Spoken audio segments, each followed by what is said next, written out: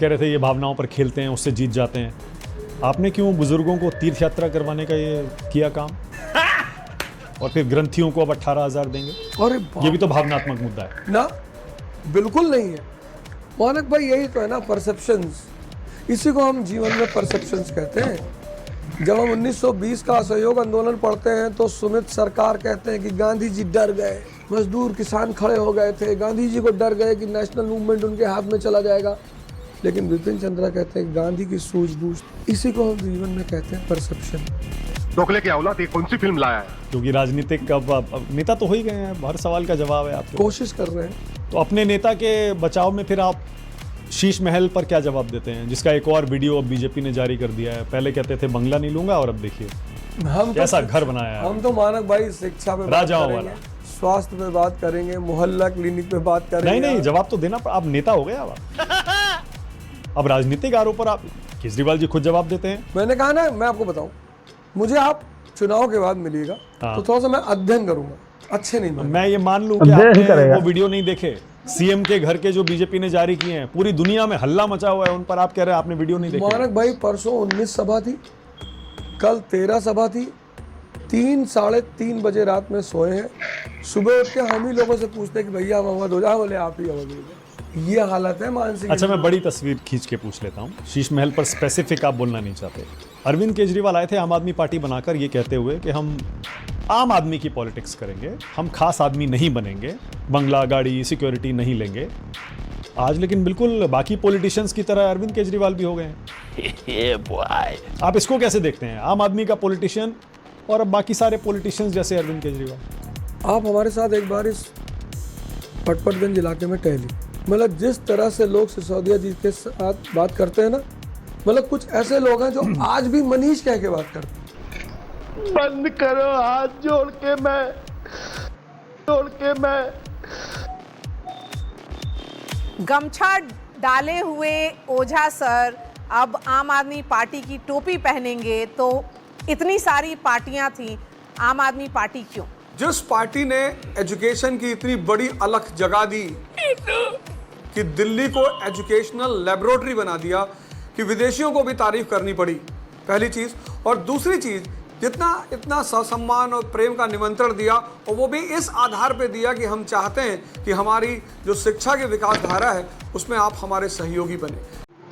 नमस्कार दोस्तों, मैं हूं सुनील और आप देख रहे हैं क्विक रिएक्शंस। क्विक रिएक्शंस में आप सबका एक बार फिर से स्वागत है। आज का वीडियो होगा आम आदमी पार्टी से। आम आदमी पार्टी में एक बार क्या हुआ था, नमन ओझा जो कि बोलते हैं कि IAS IPS UPSC इस चीज़ का ट्रेनिंग सेंटर है उनका, वो भी नॉमिनेशन कर दिए थे दिल्ली इलेक्शन में। तो उसी का रिलेटेड है वीडियो, मस्त मज़ा आएगा। और पलटू कैसा मारते देखिए वीडियो में, लास्ट तक देखना वीडियो और चैनल को सपोर्ट कीजिए। वीडियो देखते हैं। तो फिर तो इधर आना ही था। ओझा जी, भारतीय जनता पार्टी क्यों जब बीजेपी में ट्राई किया था तो वहां से धक्के मार के भगा दिए थे क्या? के बारे में पिछले दिनों जो खबरें हैं वो कोई बहुत अच्छी खबरें तो है नहीं। उनके नेता लगातार जेल में गए, 1.5 साल जेल में रहे।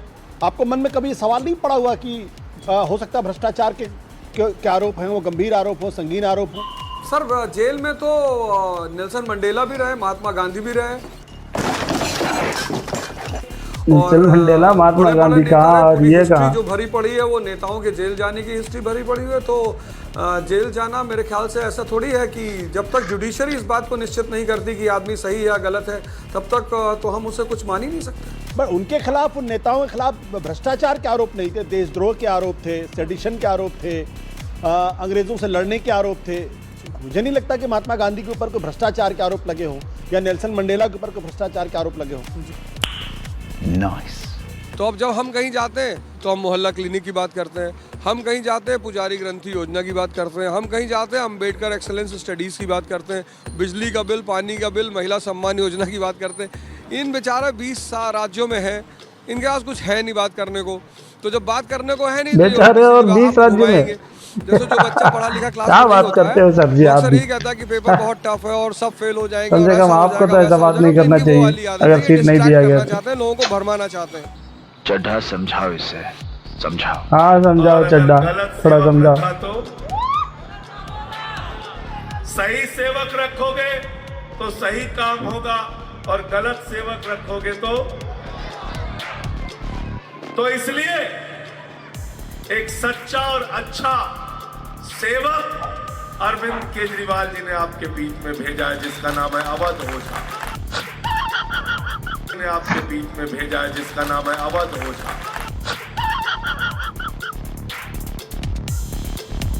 वहां से अवध ओझा को आपने खड़ा किया था, वो भी चुनाव हार गए।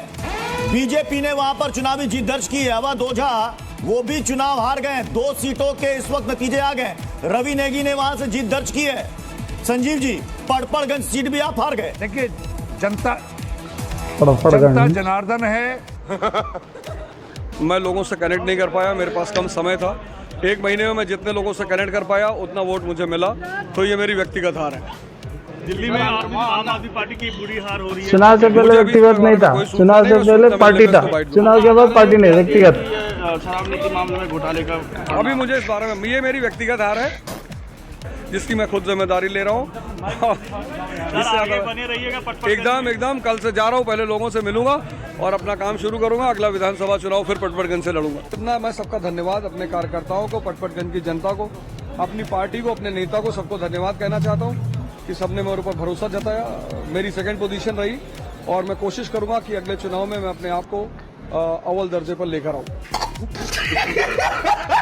चूक बस इतनी हुई कि मैं सारे लोगों से मिल नहीं पाया, 1 to 1 मेरा कनेक्ट नहीं हो पाया और उसका शायद मुझे अच्छा समय नहीं मिला था, पर फिर भी मैं इस हार की व्यक्तिगत जिम्मेदारी लेता हूँ। जय हिंद साथियों, सबसे पहले मैं सभी कार्यकर्ताओं को, सबको हाथ जोड़कर धन्यवाद कहना चाहता हूँ, सहृदय से धन्यवाद करना चाहता हूँ। आप खुशहाल रहे। वो तो अन्ना हजारे को धोखा दे दिया, आपने इनको धोखा दे दिया। आपने कंधे से कंधा मिलाकर हमारा साथ दिया, हमारे साथ बीजेपी का एजेंट है, सुख दुख में खड़े रहे और मैं भी आपके साथ हर सुख दुख में खड़ा हूँ। उसके बाद मैं पटपड़गंज की जनता को भी सहृदय से धन्यवाद देता हूँ कि पहली बार मेरी राजनीतिक धारा की शुरुआत हुई और जनता ने मुझे भरपूर प्रेम दिया, भरपूर सहयोग दिया। इसके लिए मैं हमेशा आपका ऋणी रहूंगा।